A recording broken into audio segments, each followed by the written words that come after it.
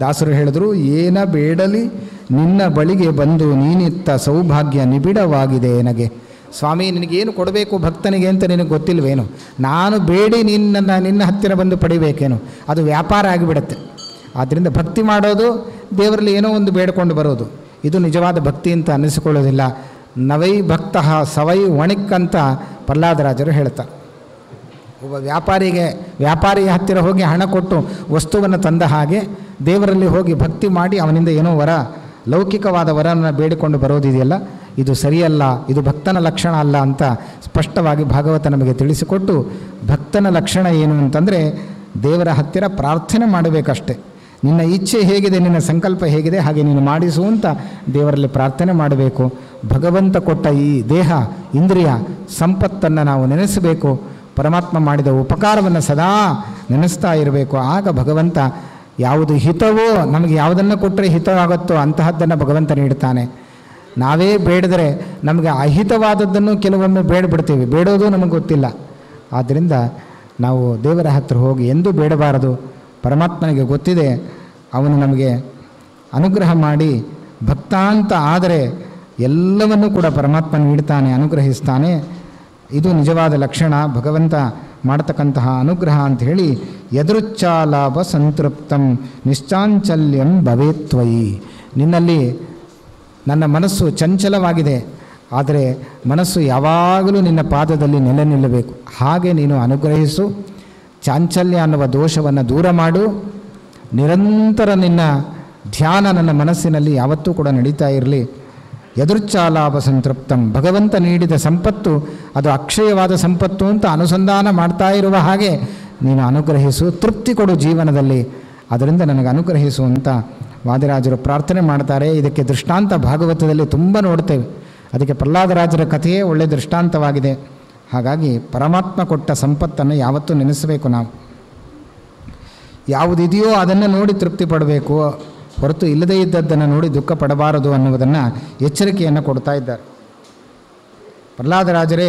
ಅದನ್ನು ಸ್ಪಷ್ಟವಾಗಿ ಭಾಗವತದಲ್ಲಿ ಸಮರ್ಥನೆ ಮಾಡ್ತಾ ಹೋಗ್ತಾರೆ. ಸಪ್ತಮ ಸ್ಕಂದದಲ್ಲಿ ನಾವು ಅದನ್ನು ನೋಡಿದ್ದೇವೆ ವಿಸ್ತಾರವಾಗಿ. ಆದ್ದರಿಂದ ಮನುಷ್ಯನಿಗೆ ತೃಪ್ತಿ ಅನ್ನೋದು ಬೇಕು ಅಂತ ಉಪನಿಷತ್ತು ಹೇಳುತ್ತೆ. ಶೀರ್ಷನ್ ಶ್ರಿಯಶ್ರಿತಾ. ನಿಜವಾದ ಸಂಪತ್ತು ಯಾವುದು ಅಂತಂದರೆ ಭಗವಂತ ನಮಗೆ ತಲೆ ಕೊಟ್ಟಿದ್ದಾನೆ ನೋಡಿ, ಇದು ದೊಡ್ಡ ಸಂಪತ್ತು.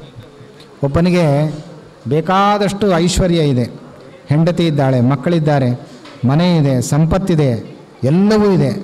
ಆದರೆ ತಲೆ ಮಾತ್ರ ಇಲ್ಲ ಅಂದರೆ ಏನಾದರೂ ತೊಗೊಂಡು ಏನು ಮಾಡಲಿಕ್ಕೆ ಉಪಯೋಗ? ಹೇಳ್ತಾರೆ ಅವನಿಗೆ ತಲೆನೇ ಇಲ್ಲ ಅವನಿಗೆ ಅಂತ. ಇಷ್ಟು ದೊಡ್ಡ ತಲೆ ಇರುತ್ತೆ, ಆದರೂ ತಲೆ ಇಲ್ಲ ಅಂತ ಹೇಳ್ತಿರ್ತಾರೆ. ತಲೆ ಇಲ್ಲ ಅಂದರೆ ತಲೆಯಲ್ಲಿ ಏನಿರಬೇಕೋ ಬುದ್ಧಿಶಕ್ತಿ ಅದಿಲ್ಲ ಅಂತ ಅರ್ಥ. ಆ ಬುದ್ಧಿ ಕೊಟ್ಟವನು ಯಾರು? ಧಿಯೋ ಯೋನಃ ಪ್ರಚೋದಯಾತ್. ಗಾಯತ್ರಿ ಮಂತ್ರ ಹೇಳ್ತದೆ, ಎಲ್ಲರ ಬುದ್ಧಿಯನ್ನು ಪ್ರಚೋದನೆಗೊಳಿಸಿ ಬುದ್ಧಿ ಶಕ್ತಿಯನ್ನು ಪರಮಾತ್ಮ ಕೊಟ್ಟಿದ್ದಾನಂತೆ. ಜಗತ್ತಿನಲ್ಲಿ ಯಾವ ಪ್ರಾಣಿಗಳಿಗೂ ಕೂಡ ಬುದ್ಧಿಶಕ್ತಿಯನ್ನು ಪರಮಾತ್ಮ ಕೊಟ್ಟಿಲ್ಲ. ಅದು ಒಂದು ಪ್ರಾಣಿಗೆ, ಮನುಷ್ಯ ಪ್ರಾಣಿಗೆ ಮಾತ್ರ ಬುದ್ಧಿಯನ್ನು ಕೊಟ್ಟು ಪರಮಾತ್ಮ ಅನುಗ್ರಹವನ್ನು ಮಾಡಿದ್ದಾನಂತೆ. ಆದ್ದರಿಂದಲೇ ಭಾಗವತ ಹೇಳುತ್ತೆ, ಬ್ರಹ್ಮದೇವರು ಎಲ್ಲವನ್ನು ಸೃಷ್ಟಿ ಮಾಡಿದ್ರಂತೆ. ಪರ್ವತಗಳನ್ನು ಸೃಷ್ಟಿ ಮಾಡಿದ್ರು, ನದಿಗಳನ್ನು ಸೃಷ್ಟಿ ಮಾಡಿದ್ರು, ಪೃಥ್ವಿಯನ್ನು ಸೃಷ್ಟಿ ಮಾಡಿದ್ರು, ಪ್ರಾಣಿಗಳನ್ನು ಸೃಷ್ಟಿ ಮಾಡಿದ್ರು, ಚಿತ್ರ ವಿಚಿತ್ರವಾದ ಪಶು ಪಕ್ಷಿಗಳನ್ನು ಸೃಷ್ಟಿ ಮಾಡಿದರು, ತುಂಬ ಬಲಿಷ್ಠವಾದ ಪ್ರಾಣಿಗಳನ್ನೆಲ್ಲ ಸೃಷ್ಟಿ ಮಾಡಿದರು. ಆದರೂ ಅವರಿಗೆ ಯಾಕೋ ತೃಪ್ತಿ ಆಗಲೇ ಇಲ್ಲವಂತೆ ಬ್ರಹ್ಮದೇವರಿಗೆ.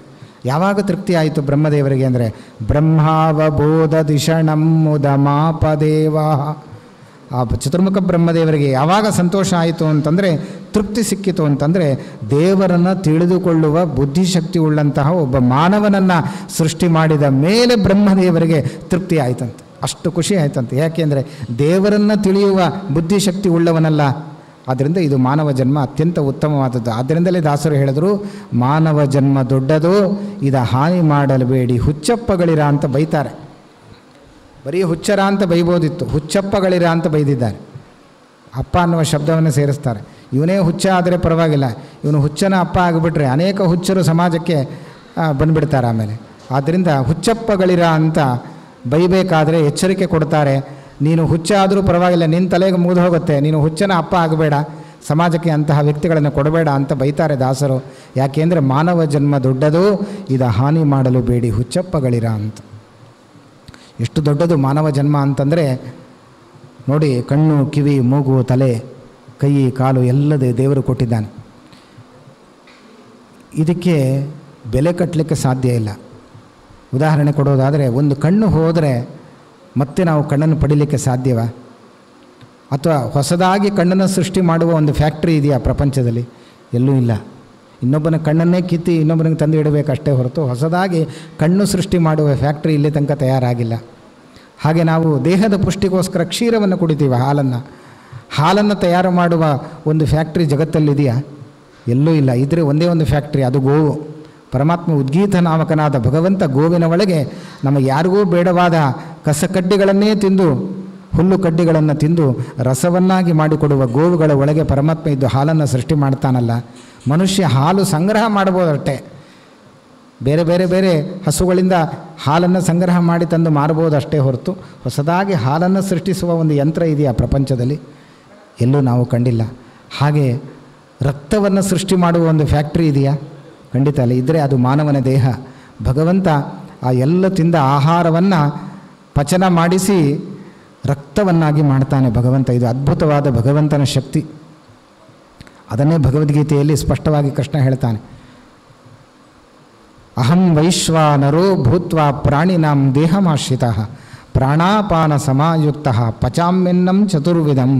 ಇವನೇನೋ ಭಾರೀ ಸಮ ಊಟ ಮಾಡಿಬಿಡ್ತಾನೆ, ಆದರೆ ಅದು ಒಳಗೆ ಹೋದ ಮೇಲೆ ಅದು ಪಚನವಾಗಿ ಜೀರ್ಣವಾಗಿ ಅದು ರಕ್ತಗತವಾಗಿ ಮಾಂಸಗತವಾಗಿ ಅದು ಪರಿಣಾಮ ಹೊಂದಬೇಕು ಆಹಾರ. ಈ ಕೆಲಸ ಮಾಡೋರು ಯಾರು ಹೇಳಿ? ನಮಗೆ ಗೊತ್ತಾ? ಹೊಟ್ಟೆಯಲ್ಲಿ ಹೋದ ಮೇಲೆ ಎಲ್ಲ ಒಂದೇ, ಬೇರೆ ಬೇರೆ ಬೇರೆ ಪದಾರ್ಥಗಳನ್ನು ವೆರೈಟಿ ಮಾಡಿ ತಗೊಳ್ತಾನೆ, ಆದರೆ ಎಲ್ಲವನ್ನು ಕೂಡ ಒಂದೇ ರೀತಿಯಾಗಿ ಯಾರೂ ಸ್ವೀಕಾರ ಮಾಡೋದಿಲ್ಲ.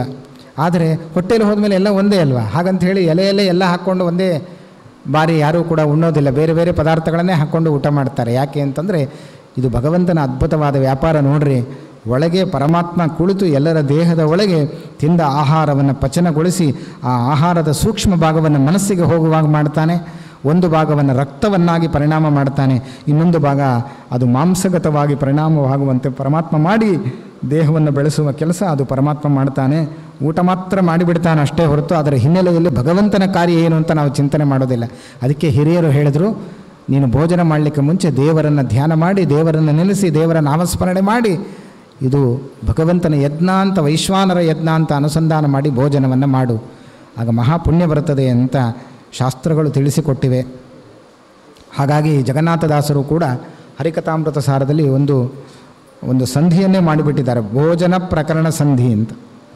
ಊಟ ಮಾಡುವಾಗ ನಾವು ಯಾವ ರೀತಿ ಅನುಸಂಧಾನ ಮಾಡಬೇಕು ಅಂತ ಹೇಳ್ತಾರೆ. ಅದು ಭೋಗ ಅಲ್ಲ, ಹಸಿವೆ ನಿವೃತ್ತಿ ಆಗಬಹುದು, ಆದರೆ ಅದರ ಹಿನ್ನೆಲೆಯಲ್ಲಿ ಭಗವಂತನ ಪೂಜೆ, ಇದು ದೊಡ್ಡ ವೈಶ್ವಾನರ ಯಜ್ಞ ಅನ್ನುವ ಅನುಸಂಧಾನವನ್ನು ಮಾಡಿದ್ದಾರೆ. ಉದಾಹರಣೆ, ಒಂದೇ ಒಂದು ಪದ್ಯವನ್ನು ಹೇಳೋದಾದರೆ, ಭೋಜನ ರಸ ವಿಭಾಗ ಸಂಧಿಯಲ್ಲಿ ಹೇಳುವಾಗ ಎಷ್ಟು ಭಗವಂತನ ರೂಪಗಳು ನಮ್ಮ ದೇಹದಲ್ಲಿದ್ದು ನಾವು ಉಂಡ ಆಹಾರವನ್ನು ಪರಮಾತ್ಮ ಪಚನಗೊಳಿಸ್ತಾನೆ. ಇದು ಈ ಅನುಸಂಧಾನ ಮಾಡಿದವರಿಗೆ ಒಂದು ದೊಡ್ಡ ಯಜ್ಞ ಮಾಡಿದಷ್ಟು ಪುಣ್ಯ ಬರ್ತದೆ. ತುಂಬ ಊಟ ಮಾಡಿದರೂ ಅವನು ನಿತ್ಯೋಪವಾಸಿ ಅಂತ ಅನಿಸಿಕೊಳ್ತಾನೆ ಅಂತ ಫಲಶ್ರುತಿಯನ್ನು ಹೇಳ್ತಾರೆ. 5,89,705 ರೂಪವ ಧರಿಸೆ ಭೋಕ್ತೃಗ ಭೋಜ್ಯನೆಂದೆನಿಸಿ ಶ್ರೀಧರ ದುರ್ಗಾರಮಣ ಪಾದಾದಿ ಶಿರಪರ್ಯಂತ ವ್ಯಾಪಿಸಿ ಕಾದುಕೊಂಡಿಹ ಸಂತತ ಜಗನ್ನಾಥ ವಿಠ್ಠಲನು ಅಂತ ಹೇಳ್ತಾರೆ. ನೋಡಿ, ಒಬ್ಬ ಊಟ ಮಾಡುವ ವ್ಯಕ್ತಿಯ ಒಳಗೆ ಭಗವಂತ ಶರೀರದ ಒಳಗೆ ನರನಾಡಿಗಳಲ್ಲಿ 5,89,705 ರೂಪಗಳಿಂದ ಭಗವಂತ ನೆಲೆಸಿರ್ತಾನಂತೆ. ಇಷ್ಟು ರೂಪಗಳಿಂದ ನಮ್ಮ ದೇಹದ ಒಳಗಿರ್ತಾನೆ. ಆದ್ದರಿಂದಲೇ ಒಂದೊಂದು ತುತ್ತು ಅನ್ನವನ್ನು ಉಣ್ಣುವಾಗಲೂ ಹಸಿದವನಿಗೆ ತೃಪ್ತಿ ಆಗುತ್ತೆ. ನೋಡಿ, ಎಷ್ಟು ತೃಪ್ತಿ ಆಗುತ್ತೆ ಅವನಿಗೆ ಅನ್ನ ಉಣ್ಣುವಾಗ. ಯಾಕೆ? ಬೇರೆ ಎಷ್ಟೇ ಇಷ್ಟವಾದ ಪದಾರ್ಥ ಇದ್ದರೂ ಅನ್ನ ಬಿಟ್ಟು ಉಳಿದ ಪದಾರ್ಥವನ್ನು ಬೇಕಾದಷ್ಟು ಹಾಕಿದರೂ, ಹೊಟ್ಟೆ ತುಂಬಿದರೂ ಅವನಿಗೆ ತೃಪ್ತಿ ಆಗೋದಿಲ್ಲ.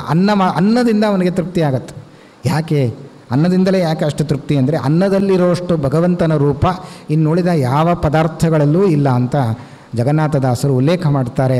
5,89,705 ರೂಪದಿಂದ ಒಂದೊಂದು ಅಗಳಲ್ಲಿ ತುಂಬಿರ್ತಾನಂತೆ ಪರಮಾತ್ಮ, ಅಗಳಲ್ಲಿ. ಇಷ್ಟು ರೂಪಗಳ ಅನುಸಂಧಾನ ನಾವು ಮಾಡಬೇಕಂತೆ. ಯಾರು ಉಣ್ಣುತ್ತಾನೆ, ಭೋಜನ ಮಾಡ್ತಾನೆ, ಅವನೊಳಗೂ ಇಷ್ಟು ರೂಪಗಳಿಂದ ಇರ್ತಾನೆ, ಪದಾರ್ಥದಲ್ಲಿ ಇಷ್ಟು ರೂಪದಿಂದ ಇರ್ತಾನೆ, ಅನ್ನದ ಸಮೂಹದಲ್ಲಿ ಇಷ್ಟು ರೂಪಗಳಿಂದ ಇರ್ತಾನೆ. ಆದ್ದರಿಂದಲೇ ಅನ್ನಬ್ರಹ್ಮ ಅಂತ ಭಗವಂತನನ್ನು, ಆ ಅನ್ನದ ಒಳಗೆ ಪರಮಾತ್ಮನನ್ನೇ ಪೂಜಿಸುವ ಕ್ಷೇತ್ರ ಇದು ಉಡುಪಿಯ ಕ್ಷೇತ್ರ. ಅನ್ನವನ್ನೇ ಗೋಪುರವನ್ನಾಗಿ ಮಾಡಿ, ಬೇಕಾದಷ್ಟು ಅನ್ನವನ್ನು ಮಾಡಿ ಅನ್ನಬ್ರಹ್ಮನನ್ನು ಆವಾಹಿಸಿ ಪರ್ಯಾಯ ಶ್ರೀಪಾದರು ಅನ್ನಬ್ರಹ್ಮನನ್ನು ಪೂಜಿಸ್ತಾರೆ. ಅನ್ನವನ್ನು ಯಾಕೆ ಪೂಜೆ ಮಾಡಬೇಕು ಅಂತಂದರೆ ಅನ್ನದ ಒಳಗೆ ಅನ್ನನಾಮಕನಾದಿ ಪರಮಾತ್ಮ ಇದ್ದಾನೆ. ಇಷ್ಟೆಲ್ಲ ರೂಪಗಳಿಂದ ಜೀವರಾಶಿಗಳಿಗೆ ತೃಪ್ತಿಯನ್ನು ತಂದುಕೊಟ್ಟು ದೇಹ ಪುಷ್ಟಿ ಆಗುವ ಹಾಗೆ ಭಗವಂತ ಮಾಡ್ತಾನೆ. ಇದು ಭಗವಂತನ ಅದ್ಭುತವಾದ ವ್ಯಾಪಾರ. ಆದರೆ ಪಶುಗಳಲ್ಲೂ ಪರಮಾತ್ಮ ಇದ್ದಾನೆ. ಹಸುಗಳಲ್ಲಿದ್ದು ಗೋವುಗಳಲ್ಲಿದ್ದುಕೊಂಡು ಪರಮಾತ್ಮ ಆ ತಿಂದ ಸೊಪ್ಪುಗಳನ್ನೇ ಕ್ಷೀರವನ್ನಾಗಿ ಪರಮಾತ್ಮ ತಯಾರು ಮಾಡ್ತಾನೆ. ಇದು ಭಗವಂತನ ಅದ್ಭುತವಾದ ಶಕ್ತಿ. ಹಾಗಂತ ಹೇಳಿ ಮನುಷ್ಯ ನಾನು ಕೂಡ ಹುಲ್ಲು ಕಡ್ಡಿಗಳನ್ನೇ ತಿಂತೇನೆ ಅಂತ ಹಾಲು ಬರಲಿ ಅಂದರೆ ಹಾಲು ಬರಲಿಕ್ಕೆ ಸಾಧ್ಯ ಇಲ್ಲ. ಆದರೆ ಪಶುಗಳಲ್ಲಿ ಆ ಶಕ್ತಿ ಪರಮಾತ್ಮ ನೀಡಿದ್ದಾನೆ. ಇದೆಲ್ಲ ಭಗವಂತನ ವ್ಯಾಪಾರ ಅಂತ ತಿಳಿಬೇಕಂತೆ. ಇದನ್ನೇ ವಿಷ್ಣು ಪುರಾಣ ಹೇಳ್ತದೆ, ಸಾ ಮಾಯಾ ಪರಮಾ ಮಮ. ಇದೆಲ್ಲ ಭಗವಂತನ ಅದ್ಭುತವಾದ ಶಕ್ತಿ, ಮಾಯೆ. ಇದರಿಂದ ಎಲ್ಲವೂ ಕೂಡ ಜಗತ್ತಿನ ವ್ಯಾಪಾರಗಳು ನಡೀತಾ ಇವೆ ಅಂತ ಸ್ಪಷ್ಟವಾಗಿ ನಮಗೆ ತಿಳಿಸಿಕೊಟ್ಟಿದ್ದಾರೆ. ಆದ್ದರಿಂದ ಭಗವತ್ ಚಿಂತನೆ ಎಲ್ಲ ಕ್ರಿಯೆಗಳ ಹಿಂದೆ ನಡೆಯಬೇಕು ಅನ್ನುವ ತತ್ವವನ್ನು ಸ್ಪಷ್ಟವಾಗಿ ಹೇಳಿ ವಾದಿರಾಜರು ಮತ್ತೆ ಹೇಳ್ತಾರೆ, ಸಜ್ಞಾನಂ ಸರ್ವದಾ ದೇಹಿ ಸಚ್ಚಾಸ್ತ್ರಾವರ್ತನೆ ರತಿಂ ಸತ್ಸಂಗಂ ಸತ್ಕ್ರಿಯಾಂ ಚೈವ ಪಾದೌ ತ್ವತ್ಕ್ಷೇತ್ರ ಸರ್ಪಣೆ. ಇಷ್ಟೆಲ್ಲ ನಾನು ಮಾಡಿದ್ದೇನೆ ಸತ್ಕರ್ಮಗಳನ್ನು, ಆದರೆ ನೀನು ಫಲ ಕೊಡಬೇಕು. ಏನು ಫಲ ಕೊಡಬೇಕು ಅಂತಂದರೆ ಸುಜ್ಞಾನಂ ಸರ್ವದಾ ದೇಹಿ, ಒಳ್ಳೆ ಜ್ಞಾನವನ್ನು ಕೊಡು, ತತ್ವಜ್ಞಾನವನ್ನು ಕೊಡು ನನಗೆ ಅಂತ ಬೇಡಿಕೊಳ್ತಾರೆ. ನೋಡಿ, ನಾವೇನು ಬೇಕು ದೇವರಲ್ಲಿ ಬೇಡಬೇಕು ಅನ್ನೋದು ನಮಗೆ ಗೊತ್ತಿಲ್ಲ. ಸಂಪತ್ತು ಕೊಡು, ಹೆಂಡತಿ ಕೊಡು, ಮಕ್ಕಳು ಕೊಡು, ಐಶ್ವರ್ಯ ಕೊಡು ಅಂತ ಬೇಡ್ತೇವೆ. ಆದರೆ ಇದೆಲ್ಲ ತಾತ್ಕಾಲಿಕ, ಶಾಶ್ವತ ಅಲ್ಲ. ಆದರೆ ನಿರಂತರ ನಮ್ಮ ಜೊತೆಗೆ ಬಂದು ನಮ್ಮನ್ನು ರಕ್ಷಣೆ ಯಾವುದು ಮಾಡುತ್ತೋ ಅದನ್ನು ಬೇಡಬೇಕು ದೇವರಲ್ಲಿ. ಅದು ಯಾವುದು ಅಂದರೆ ಸುಜ್ಞಾನಂ ಸರ್ವದಾ ದೇಹಿ, ಒಳ್ಳೆ ಜ್ಞಾನವನ್ನು ಕೊಡುವಂಥ ದೇವರಲ್ಲಿ ಬೇಡಬೇಕಂತೆ. ಜ್ಞಾನ ಭಕ್ತಿ ವೈರಾಗ್ಯ, ಜ್ಞಾನ ತದುಪಲಕ್ಷಿತವಾದ ವೈರಾಗ್ಯ ಭಕ್ತಿಗಳನ್ನು ಪರಮಾತ್ಮನಲ್ಲಿ ಬೇಡಬೇಕಷ್ಟೇ ಹೊರತು ಇನ್ನೇನನ್ನೂ ಬೇಡಬಾರ್ದು. ತಿಳುವಳಿಕೆ ಕೊಡು ನಿನ್ನ ತಿಳುವಳಿಕೆ ನನ್ನ ಜೀವನದಲ್ಲಿದ್ದರೆ ಸಾಕು, ನನ್ನ ಜನ್ಮ ಸಾರ್ಥಕವಾಗುತ್ತೆ ಅಂತ ತತ್ವಜ್ಞಾನವನ್ನು ಮಾತ್ರ ದೇವರಲ್ಲಿ ಬೇಡಬೇಕು ಅನ್ನೋದನ್ನು ವಾದಿರಾಜರು ನಮಗೆ ತೋರಿಸಿಕೊಟ್ಟಿದ್ದಾರೆ. ನೋಡಿ, ತಿಳುವಳಿಕೆ ಎಷ್ಟು ಶ್ರೇಷ್ಠವಾದದ್ದು. ಬೇರೆ ಯಾವುದನ್ನೂ ಸಂಪತ್ತನ್ನು ಬೇಡಬಾರದು, ಜ್ಞಾನವೇ ಒಂದು ದೊಡ್ಡ ಸಂಪತ್ತು ಅಂತ ನಾವು ಬೇಡಬೇಕು. ಹಾಗಾಗಿ ಆ ತತ್ವಜ್ಞಾನವನ್ನು ಬೇಡೋದರಿಂದ ನಮಗೇನು ಫಲ ಸಿಗತ್ತೆ ಅನ್ನುವುದನ್ನು ಶಾಸ್ತ್ರಕಾರರು ಸ್ಪಷ್ಟವಾಗಿ ನಮಗೆ ತಿಳಿಸಿದ್ದಾರೆ. ಹಾಗಾಗಿ ಒಬ್ಬ ವ್ಯಕ್ತಿ ಏನು ಮಾಡಿದ್ದಾನೆ ಅಂತಂದರೆ, ಬೇಕಾದಷ್ಟು ಸಂಪತ್ತು ಮಾಡಿಟ್ಟಿದ್ದಾನೆ. ಆದರೆ ತಲೆ ಕೆಡಿಸಿಕೊಂಡ, ಇದಕ್ಕೆ ಉತ್ತರಾಧಿಕಾರಿ ಯಾರು ಅಂತ. ಒಬ್ಬ ಮಗ ಇದ್ದ.